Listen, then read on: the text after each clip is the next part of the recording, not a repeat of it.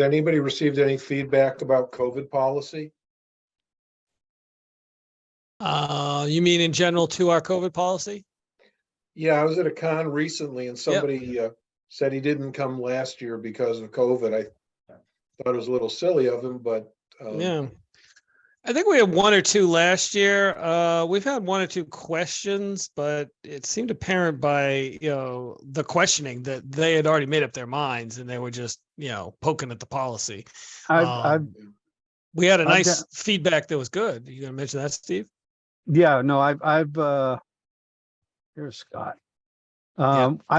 Because I get the info at RPGCon.com emails. I've gotten quite a handful of people who are kind of salty about us, requiring, vaccination cards and stuff. But I just try and tell them, like, we're concerned about the vulnerable members of our community. It's, they're like, one guy was like, I've got 17 people that they're all unvaccinated. We don't want them there.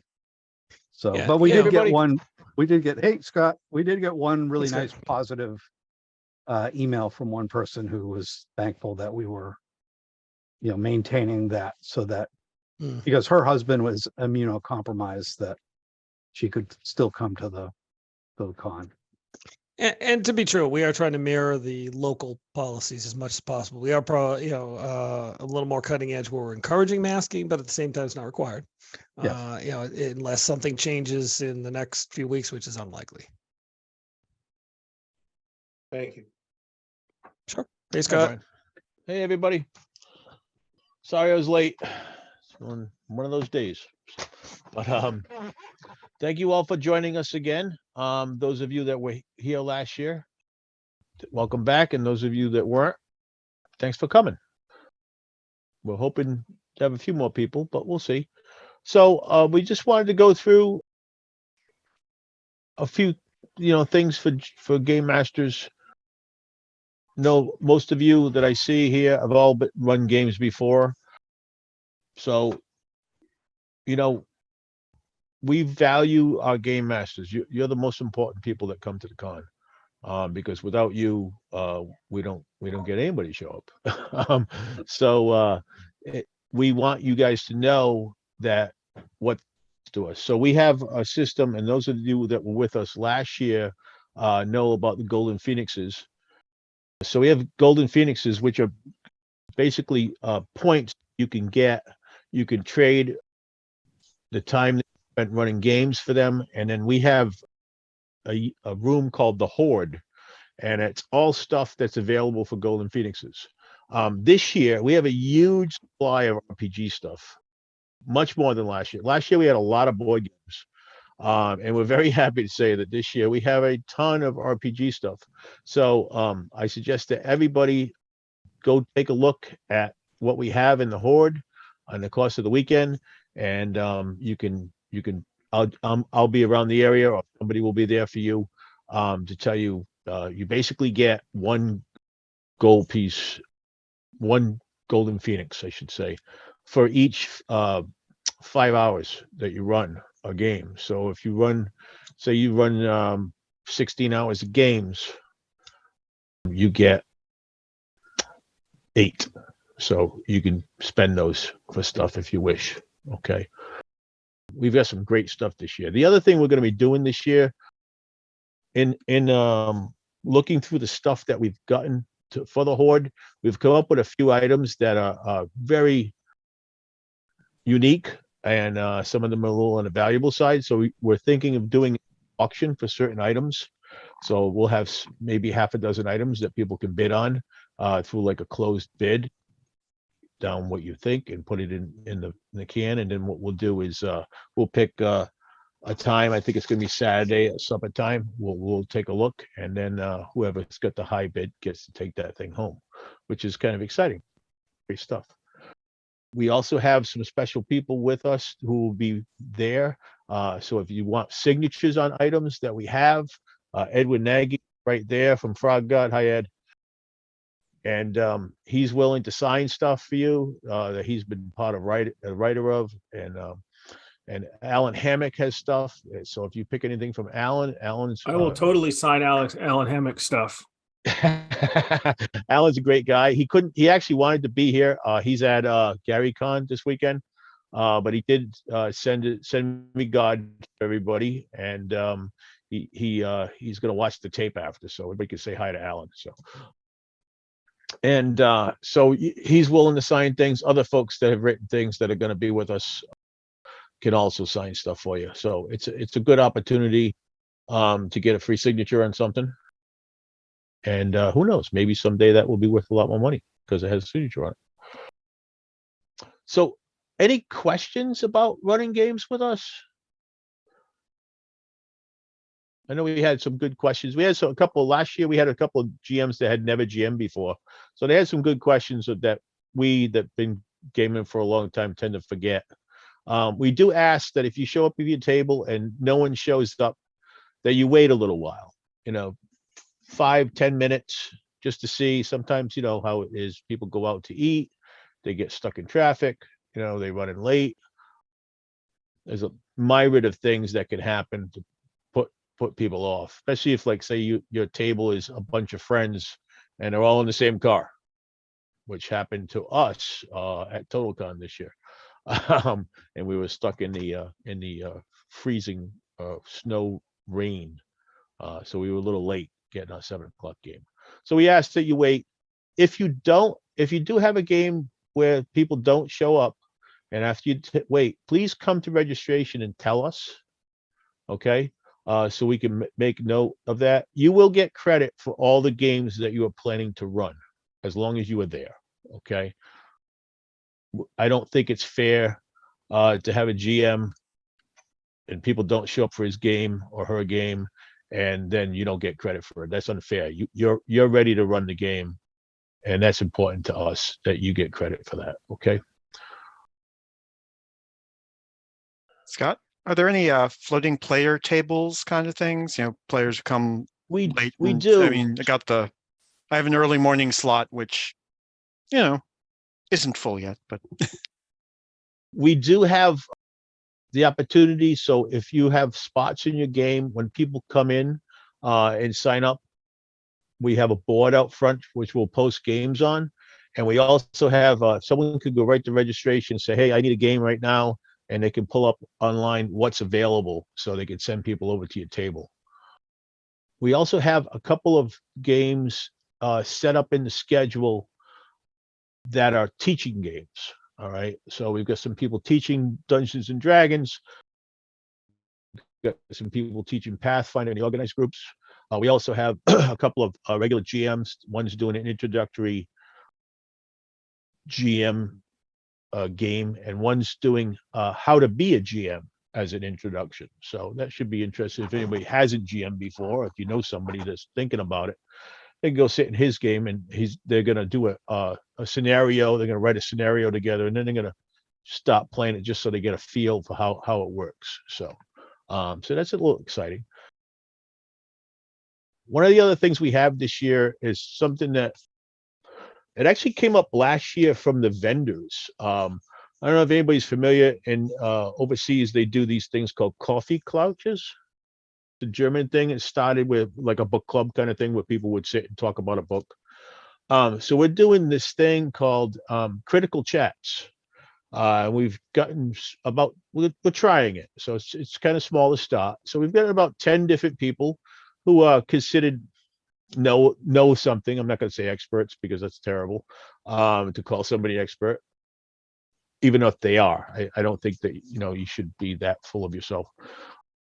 People that know a lot about something and are willing to talk about it. So we've gotten a bunch of GMs who are going to talk about something, and you have an opportunity. It's a small group, 5 people, going to sit around a table with them, and they're going to discuss something for an hour. We think it's something different. We're willing to give it a shot. It's kind of our idea. We'll see how it goes. We've got everything from Alan Hammocks is going to talk about how to change CR ratings on the fly, kind of a very particular thing, and other stuff, because Alan's a pretty easy guy to get off on a tangent with. So I myself am going to talk about locations, like real life locations to use in games and how that adds immersion. Edwin's doing one. We've got a bunch of GMs that are going to jump in and try this out and see how it goes. So if you have some, and the nice thing is we've planned them at lunchtime and at supper time. So those of you that are running games can say, hey, I'm going to take an hour and I'm going to sit down, I'm going to grab a sandwich and sit down and listen and maybe give some feedback and maybe learn something. So it's an opportunity for GMs to actually say, hey, there's something just for us, that maybe nobody else is doing. So we'll see how it goes this year. And if it goes really well, next year we'll have more of them. And people can volunteer to do things, give us a talk about something that's important to them. So what else? So you guys know, last year we were under full COVID protocol, full masks all weekend. We had certain areas to eat in where you could take your mask off and eat. And we maintained, we moved the tables apart further. And we did good. I'll be honest. We only had a couple issues all weekend with people with masks, and everybody had fun. I realized that wearing a mask is not the best thing for role playing.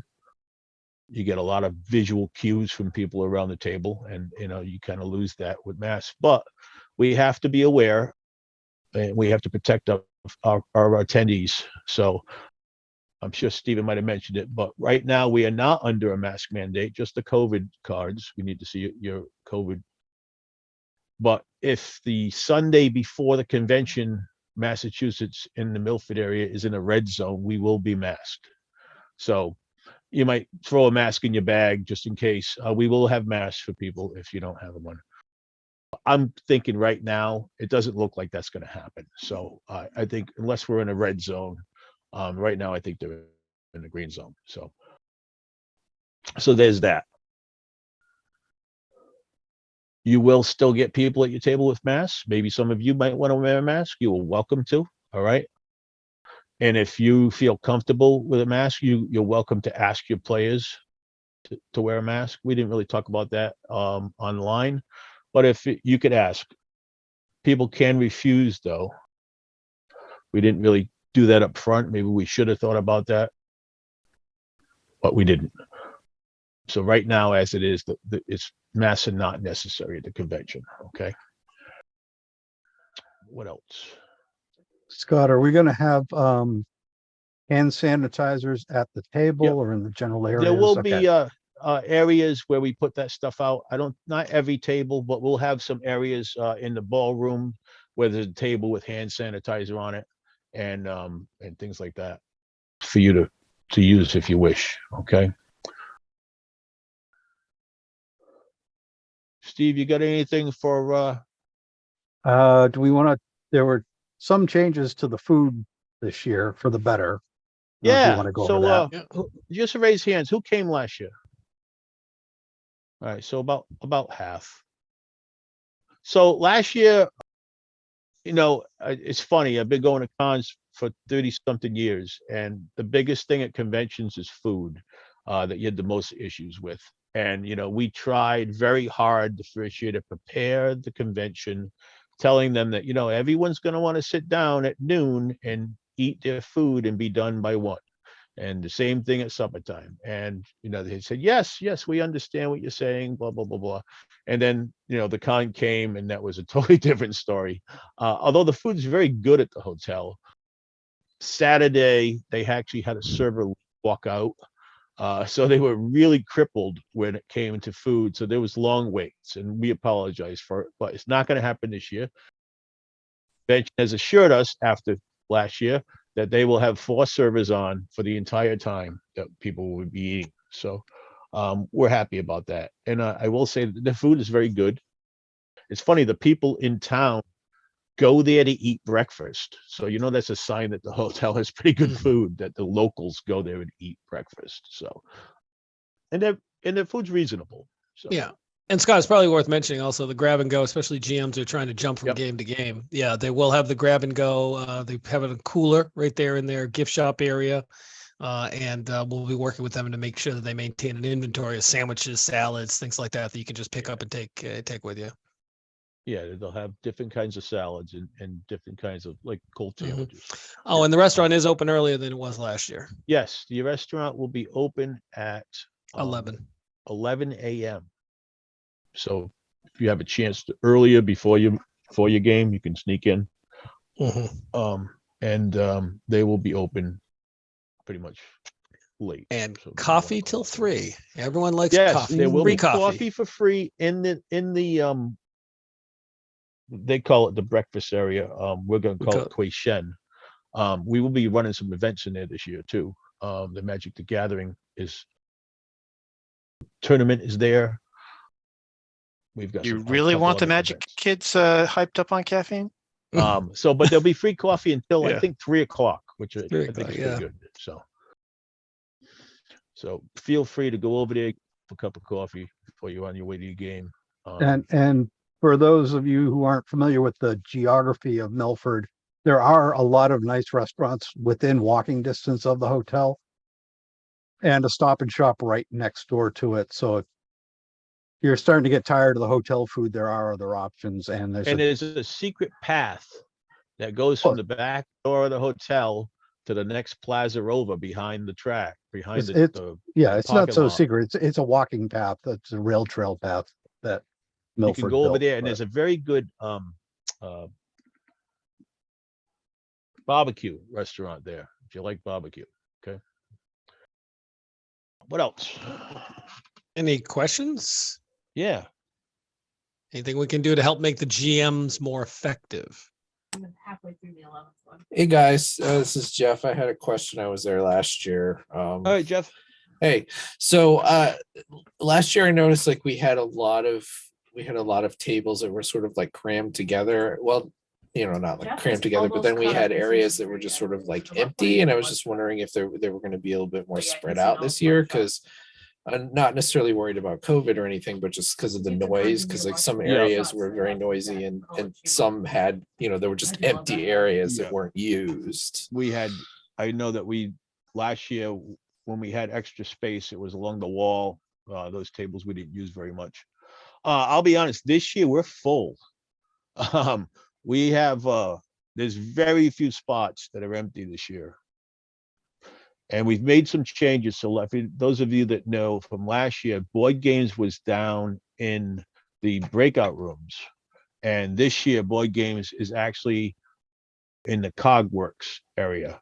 So we've changed that around. So they're going to be closer to this side. They'll be closer to the rest of the gaming. And the breakout rooms now, last year we had Pathfinder with us, the Great Corsairs were with us, and this year the Crimson Corvidae D&D 5 organized players joining us. So there'll be those two rooms, and then the panel room will still be over there. We got some great panels this year too. If you've got a chance, we got some great diversity panels. If you're interested in that kind of thing, they're going to be happening. I think one's Saturday afternoon. But so there'll be more concentrated gaming this year, I suppose is the right answer for that. And we're full, so the tables there won't be a lot of empty space. So okay, it might be a little noisier. No, that's good news. I'm glad to hear this. More games. Yeah. So, and it's funny, we filled up GM wise a lot sooner than last year. And I'll be honest, we're still getting attendees. And we have a good shot we're already over last year. We have a good shot of hitting a good mark for us for this year. So it's definitely a good sign. We also have a Catan tournament this year. I don't know if you've probably seen it. We've been posting it online. So we have the national qualifier. If you win at our convention, you get to go to Origins. They give you a ticket for the game. That's what you get. You get a ticket to get into the game at Origins. You have to get there yourself. But it's a big deal because if you win at Origins, you go overseas. So that's kind of cool. If anybody plays Catan, I don't know. So I've got one question for you, Scott. Yeah. And this is prospective. Any thoughts about next year adding time on Thursday? So there's always thoughts about that. Possibly. It depends on a couple of things. It depends on the hotel, first of all, and it depends if we how well we do this year. But yes, the thought is there. It might, maybe if not next year, down the road. Our goal is to become a 4-day. I think, at least my goal is. So because I Keep think it you during guys the will do- Massachusetts school vacation week, and I'll be there on Thursday. That's great. And that's the thing. The other reason we picked this week on purpose, because we're really trying to court people with kids. Like the future of gaming, like look around this room here, most of us, there's a few younger guys than me, but I'm probably one of the oldest guys here, but we're all getting on. So we want to teach and hand off this to the next batch, so they can continue gaming. Because I there's nothing makes me happier than to bring new people into it, and get for them to get the satisfaction that I've spent the last 45 years getting from it. All my kids game. Matter of fact, most of them will be at the con this year helping out. And I think it's a great teaching tool for youngsters. It teaches math, it teaches team building, it teaches interaction. It's so many, good things you get from it. And the kids don't even know. So there's the thing. Like they don't even know they're learning math. So, but if people who have kids, this is a great thing. So this year, like on Saturday, another thing, kids like activities. So we have the sword troop coming on Saturday, like a real sword troop. And they're gonna, bye Edwin. Thank you for coming, buddy. I'll see you soon. The sword troop is the Phoenix Swords. They're actually an international sword troop. They performed all over the world. They just actually, I talked to them on Monday. They were in Scotland, which was kind of cool. So they're going to do 2 shows on Saturday. One at lunchtime, they're going to do a kids show. And then at supper time, they're going to do basically historical reenactments for adults. So there'll be vignettes of combat. And that's going to take place out behind the pool. There's a garden area there that's fenced in. So it's kind of a nice area for them, unless the weather's really bad. If the weather's bad, we'll do it in the front of the ballroom, because there's enough room there. I can kind of coordinate off and keep everybody safe, because it is weapon practice. So it should be, it's something interesting. We're kind of like, we ride that fence between a Ren Fair and a GameCon, at least in my head we do. And I think the more things that we can do to tie that together, the better. Like Saturday, the other thing is Garb Day. You're all welcome to dress up in a medieval garb, and there'll be a contest, and we'll give out prizes at the end. And it's just something fun to do. I'll be dressed up. You'll see me in my pirate kit. So I think most of our folks will be dressed up. So, Which day is that on, Scott? Saturday? Saturday. Yeah, Saturday. So the way that's going to work is we're going to actually, so to tie the vendors into this, the vendors are actually going to vote on costumes. So everybody's going to go around to the vendors, and it gives the vendors an opportunity to talk to people and maybe make some extra sales. People go around to the vendors, and the vendors will record their badge number and give them a number, 1 to 5. And then we'll compile them at supper time, and then we'll have a winner. So I think it'll be fun. And it's something fun. It's different, All right. So what else? What else can I tell you guys that you don't know? I got 2 things. Oh, let's talk about GM pins. So GM pins. So we in honoring our GMs, you get a level pin, and you will level up with us as time goes on. All right. So basically the way it works here, and I will eventually, after this year, the list of GMs and their levels will be on the website, and we'll just keep updating it. So everybody last year who ran any kind of a game with us, did a panel, and it got a GM pin. All right. You got level 1 GM pin, and they're actually really cool looking. And so you get that when you run a game. And then if you get 1,600 points, so basically you get 100 points per every hour you run. So 1,600 points, you make level 2. So we had a bunch of people after last year made level 2. They'll get their level 2 pin this year when they arrive. People that are new will get your level 1 pin this year, and you keep your pins. It's just our gift to you. I think it's kind of cool, you know, that you get a level, you level up. Yeah, there's a good shot of one. And as you level up, you'll get other things. So we've got a little plus. The people that made second level will get a little extra thing this year. I'm not going to tell you what it is yet. It's kind of a surprise. And then as things go on, we hope eventually down the road, you know, you'll get a T-shirt, you'll get this, you'll get that, as we progress together. And I think we have a guy running 32 hours of gaming this year. That's an amazing amount. It's an amazing amount of gaming. He's a board gamer, but that's a lot. That's basically from the time he gets there to the time he leaves, he's running games. So we have a special thing for him because I think that's really cool. He's a pretty good GM too. Yeah. I know the guy. Yeah. Yep. So yeah, I picked that out right away. I'm like, well, this guy's running 32. And then there was somebody right behind him at 28. And I said, I bet you if he knew, he would have ran another game. So, so yeah, it's healthy competition and I think it's fun. And the other thing I wanted to tell everybody, this is kind of a side. I'm a big one for literacy. I think that books are such a key for us for learning, especially for our kids. So we're doing this book thing. So I started doing this book that we're collecting books and they have to have something to do with gaming. So it's fantasy, it's horror, it's sci-fi, historical stuff's cool. And we're going to have a book, like not a bookmobile. We're going to have a bookcase where you can come and get a book. When I got some kids stuff. So, and I'm going to encourage everybody, like if you got books that you're not using anymore, say you got some kids and your kids are older now and you got all these books from when they were kids, bring a few in and add them to the bookcase and somebody else's child will appreciate that, you know? So we're going to do that. And I think hopefully with some time, maybe we'll have a little library, a little convention library. I think that's kind of cool. So you can come and get your book every year and maybe leave one for somebody else. So. All right, what else? Can you hear me? What else am I missing? Yeah, Brian, Yes. you Is had some- Okay. We lost Dave? So two things. Two yeah, things real go ahead, quick.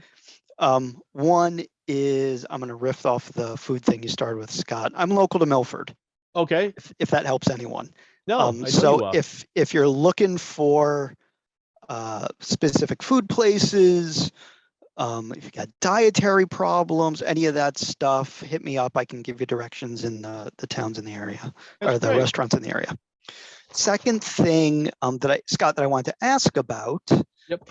because I know when you were first setting this up in the before times, right? I was sort of there on the ground floor and we were Pre-COVID, talking yeah. to get things started. Not exactly a GM thing, but if you guys need help, like for setup Thursday night or clean up Sunday night, you know, I've been trying to talk to people, but You're welcome things to come, do Brian. not seem to, people don't We seem have to a be new that talkative. coordinator for volunteers this year, and Yeah, she's young and she's new, and I think she's a little overwhelmed, but we're helping her out. Okay. And she's got a lot to do because she's trying to do the schedule for the con, which is I'll be honest, like wrangling cats. So yeah, but you're welcome to Brian if you want to come by Thursday. Yeah, we'll so- be there Thursday afternoon, but if you want to come by and give us a hand Thursday, that would be more than appreciated. What time Thursday? We'll be there by the latest 1 p.m. Okay. But you can come anytime. I Yeah, tell the I'll- vendors, some vendors are local. I said, you guys want to come Thursday night and set up, you can. I tell them 5 o'clock. But we'll be setting stuff up. We got a lot, you know, we have anybody been here knows we have a bunch of props that we put up. So that takes some time. We really want our convention to be different. And we really want people to feel like you're at a con, that you're not at a hotel, like you're at an event that's important. You know, so we decorate and that takes some time. So, and every year we're going to have a little bit more. So that we'll see where that goes over time. So my goal is to have a couple of 12-foot skeletons in the lobby, ushering people in. So we'll get there. But yeah, Brian, we would love if you want us to come by. That'd be great. I really appreciate it. I will definitely plan. It just will be probably a bit after 1 Okay. since I got to work that day. That's fine. All right.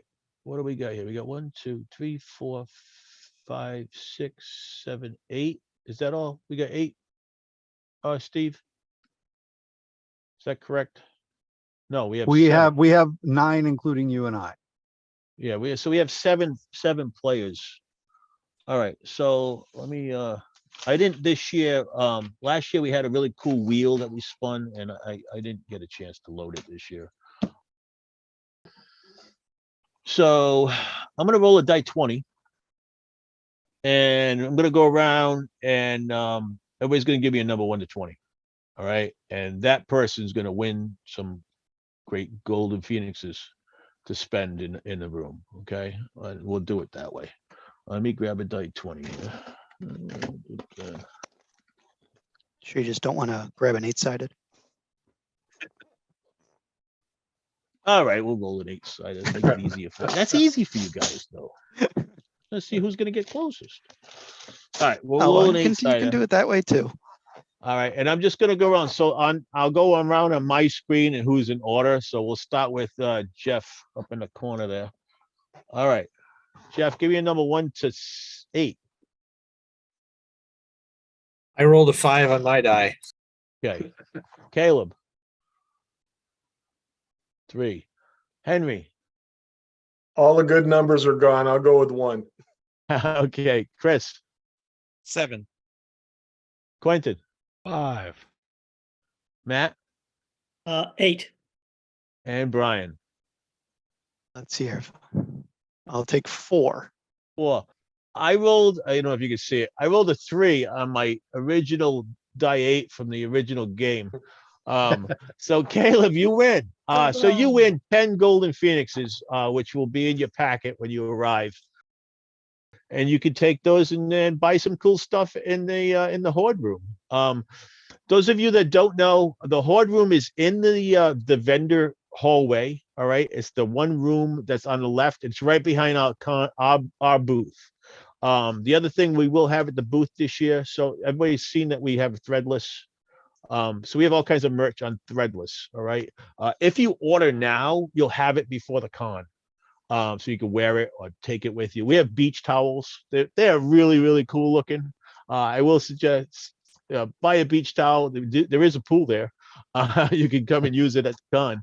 But we have cups, and we have travel mugs, and we have zipper pouches. Zipper pouches are the new dice bags of this year. Like the younger crowd, they're buying. Do you remember the old pencil pouches when we were in school? That's what they're using now for dice. So we have one of those. We have a couple of books. We have a ring binder. We have what else do we have? Puzzles. We have a puzzles of the dragon that you could make if you so deemed. We have all kinds of cool stuff. So please check out the Threadless link. Steve, can you throw the link in the chat? I did it. See, all right. So check out the Threadless link, and if you order it, you will literally get it before the con. We will not have a lot of that stuff. We're gonna have some T-shirts at the con because we're new, and the huge outlay for conventions is product. So we decided to go with Threadless so that people can actually order it. We will have some stuff that we are ordering some stuff, and we're hoping that we sell it at the con. But we're not going to have a huge variety. Okay, so we will have things for you to see and be like, hey, this is the towel. And you're like, I should have bought one of those before the con because it's awesome. So we will have stuff for you to see there, and we will have some stuff for you to buy. So, but we will also have the pins. So you'll have, if you lost your GM first level pin, you can buy another one, and you get your second one. Or if you don't have a first one, you'll get that one. We also have our own con level 2 pin, year 2 pin, which we'll be selling this year. Last year we gave them out to everybody that came. This year we're gonna sell them, and you can buy that at the hoard You can start collecting the pins. They're all different. They're all, and as our 5th year will be really something special. Be an anniversary pin. But they're all different colors, so they're kind of cool. So I don't have anything else. I think I do thank you all for coming. If anybody has other questions, please feel free.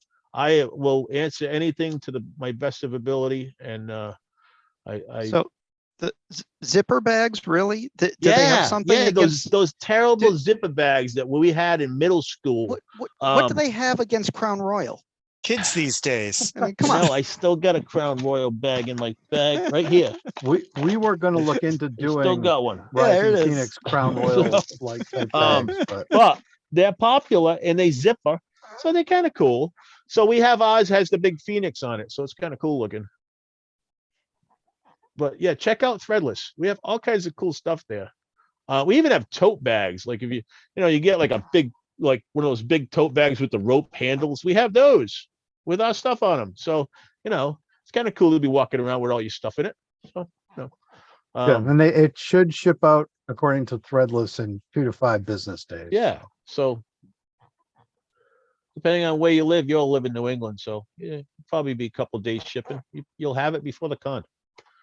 So, and then you can proudly support, show off your RPGCon hat or your t-shirt. There's also baseball shirts. You remember baseball shirts? Yeah, we got baseball shirts because you know what? They're nostalgic. So, and I was like, we need baseball shirts for our folks. So, yeah, there's some cool stuff there. So just check it out. And thank you all for coming.